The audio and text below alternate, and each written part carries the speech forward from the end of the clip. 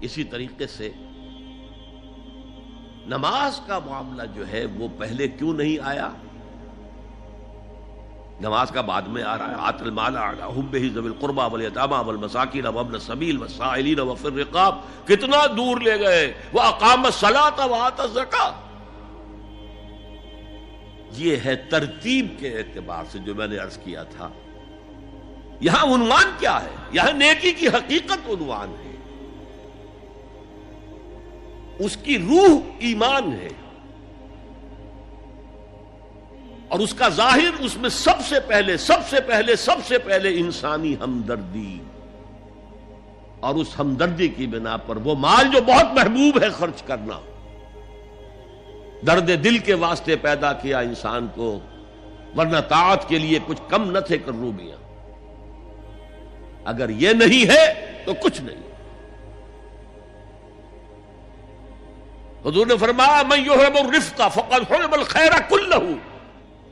جو شخص دل کی نرمی سے محروم ہو گیا وہ کل کے کل خیر سے محروم ہو گیا.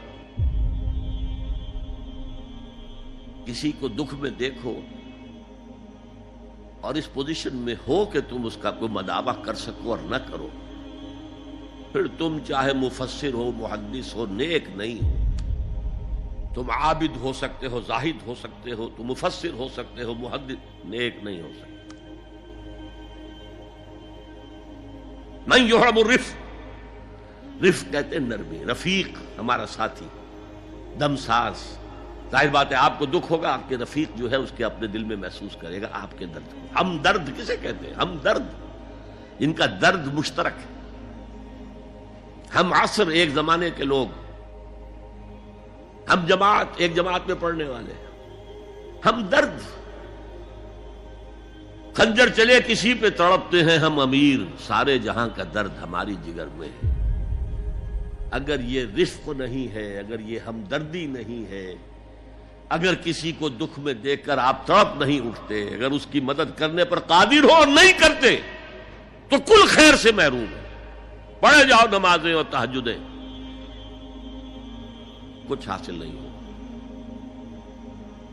اس پر جو آخری آیت قرآن کی ہے، لن تنالوا البر حتى تنفقوا مما تحبون، اس سے زیادہ کیٹیگوریکل سٹیٹمنٹ اور کیا چاہیے.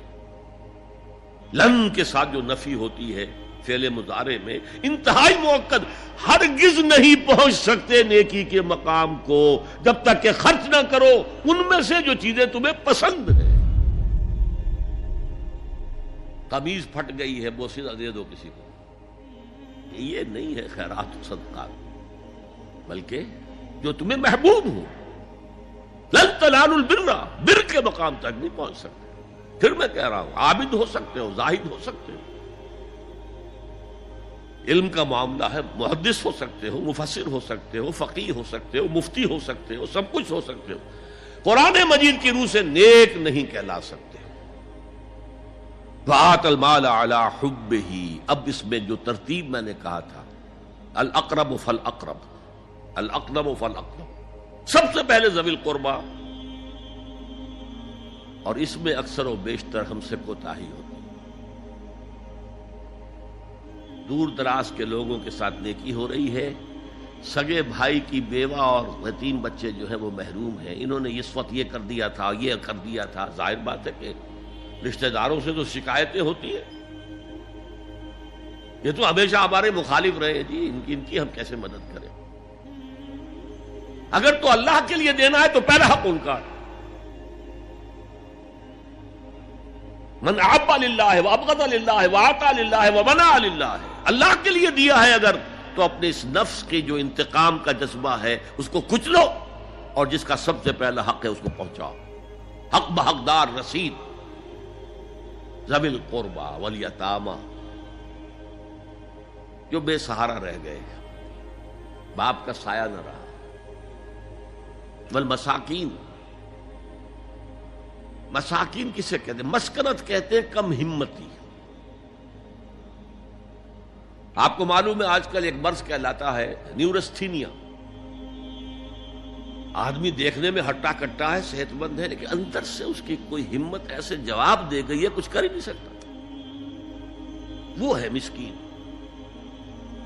اسی لیے جو فرمایا گیا یہودیوں کے لیے ضربت علیہم الذلۃ والمسکنہ، ذلت کے معنی بھی کمزوری اور مسکنت کم ہمتی، ہمت ختم ہو گئی. تو جو اپنے پاؤں پر نہیں کھڑا رہ سکتا اس وجہ سے کہ اس میں وہ ہمت کم ہو گئی ہے، وہ بھی مستحق ہے. وابن السبیل اور مسافر. پرانے زمانے میں آپ کو معلوم ہے نہ سرائیں تھیں، نہ کچھ اور تھا، نہ ہوٹل تھے. پھر اگر کہیں راستے میں چوری ہو گئی، ڈاکہ پڑ گیا، تو آدمی جو ہے گھر میں خود ہے، کفیل ہے، اچھا ہے. اس وقت کی حالت ایسی ہو گئی.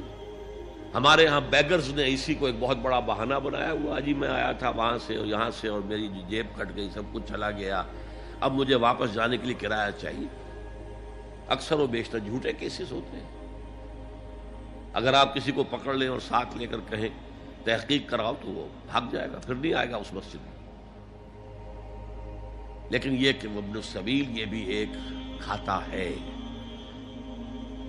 والسائلین، یہ ذرا تفصیل طلب معاملہ ہے. اسلام کی تعلیم بڑی متوازن ہے. ایک طرف سوال کی مذمت ہے، مت اپنا دستے سوال دراز کرو کسی کے سامنے. جو شخص ہاتھ پھیلاتا ہے مانگنے کے لیے، وہ اپنی عزت نفس کو ہتھیلی پر رکھ کر آپ کے سامنے پیش کر رہا ہے، اور آپ ٹھوکر مار دیتے ہیں اس کی عزت نفس کو. مانگو اللہ سے. اللہ کسی کے دل میں ڈالے تمہاری ضرورت پوری کر سکتا ہے، بغیر اس کے کہ تم کسی کے سامنے دستے سوال دراز کرو. تو سخت مذمت ہے. اور خاص طور پر بیگری جو ایک انسٹیٹیوشن بن گیا ہے، ایک پیشہ بن گیا ہے، وہ تو اسلام کی تعلیمات کے منافی ہے. اور جس طرح کی ہم خیرات بانٹتے ہیں، 5 روپے کا نوٹ دے رہے ہیں مانگنے والوں کو مسجدوں کے باہر، سمجھ رہے ہیں ہم نے حاتم طائی کی خبر کو لات مار دی، حالانکہ حقیقت میں آپ انسٹیٹیوشن آف بیگری کو سپورٹ کر رہے ہیں. کسی ایک کو لے لو، آؤ چلو مجھے اپنا گھر دکھاؤ، مجھے بتاؤ تم واقعی اس قابل ہو یا نہیں ہو، اور پھر اس کی مدد کریں، لمسم کریں. پھر وہ 5 روپے نہیں ایسی دیں کہ وہ کچھ اپنے پاؤں پر کھڑا ہو سکے. میں نے 1 روپیہ نہیں کہا، کہ 1 روپیہ تو اب کوئی شے نہیں رہی، لیکن یہ کہ 5 روپے کا نوٹ بھی آپ نے تقسیم کرنے شروع کر دیے، یہ کیا ہے؟ والسائلین وفی الرقاب. لیکن دوسری طرف سائل کو جھڑکنا نہیں ہے. ولا اما سائل فلا تنہر، جھڑکو نہیں. اچھا بھائی نہیں، معاف کرو، میرے پاس اس وقت آپ کی مدد کے لیے کچھ نہیں ہے، میں کچھ نہیں کر سکتا. تو ان دونوں کے درمیان اصل میں معاملہ ہونا چاہیے. بلکہ یہاں تک بھی فرمایا سائل کو ضرور دو، چاہے وہ گھوڑے پر سوار ہو کر تمہارے دروازے پہ آیا. کیا پتا اس کی واقعی الجھن کیا ہے. تو سوال کی مذمت اور سائل کو جھڑکنے کی ممانعت. حتی الامکان خالی ہاتھ نہ لوٹاؤ. اس نے اپنی عزت نفس اپنی ہتھیلی پر رکھ کر تمہاری سامنے پیش کر دیا، اسے ٹھوکر نہ مارو. لیکن جیسا کہ میں نے عرض کیا، یہ انسٹیٹیوشن آف بیگری جو ہے یہ ایک علیحدہ شے ہے، بالکل اس کا اس سے کوئی تعلق نہ سمجھیے. وفی الرقاب، رقاب جمع ہے رقبہ، گردن. فک رقبۃ او اطعام فی یوم ذی مسغبۃ یتیما ذا مقربۃ او مسکینا ذا متربہ. فک رقبۃ، کسی کی گردن چھڑا دینا. اس وقت سب سے بڑی ایپلیکیشن اس کی تھی غلاموں کو، کنیزوں کو اپنے پیسے سے خرید کر آزاد کر دینا. بہت بڑی نیکی، بہت بڑی نیکی. اور حضرت ابو بکر رضی اللہ تعالی عنہ کے دفتر فضائل میں سب سے اونچا کام یہ ہے کہ جن غلاموں کو، جن کنیزوں کو ستایا جا رہا تھا، دیئر اونرز، دیئر ماسٹرز، ان کے آقا کو حق حاصل تھا، جو چاہے کریں ان کے ساتھ، قتل کر دے، کوئی پوچھنے والا نہیں ہے. میں پہلے بھی عرض کر چکا ہوں، میری ملکیت ہے، جیسے میری بکری میری ملکیت ہے، میں نے اس کو ذبح کیا، گوشت کھا لیا، تم کون ہوتے ہو پوچھنے والے؟ میرا غلام تھا، میں نے قتل کر دیا، تم کون ہو پوچھنے والے؟ ان کو حضرت ابو بکر نے خرید کر آزاد کیا اور منہ مانگے دام دیے. حضرت بلال کے لیے امیہ ابن خلف نے اتنی بڑی رقم مانگی, حضرت ابو بکر نے کہا ٹھیک ہے لو. باپ نے کہا بھی ابو قحافہ نے, ابو بکر کو کوئی غلام خریدنا ہی تھا تو کوئی طاقتور آدمی جو کام آ سکے کہیں اس کو خریدنا چاہیے. مجھے کیا پتا ابو بکر کس لیے خرید رہا اور کس کے لیے خرید رہا. آج کے دور میں اس کی اپلیکیشن ہوگی. کوئی شخص جو ہے اگر قرض میں اس طرح جکڑا جائے کہ لاکھ ہاتھ پاؤں مارے نکل نہیں سکتا, اس کو کوئی لمپ سم مدد دے کر اس قابل کیا جائے کہ وہ پھر اپنے پاؤں پر کھڑا ہو جائے. یہ نہیں کہ اسے آپ ہر مہینے کچھ رقم دیتے رہے مینٹیننس کے لیے, نہیں.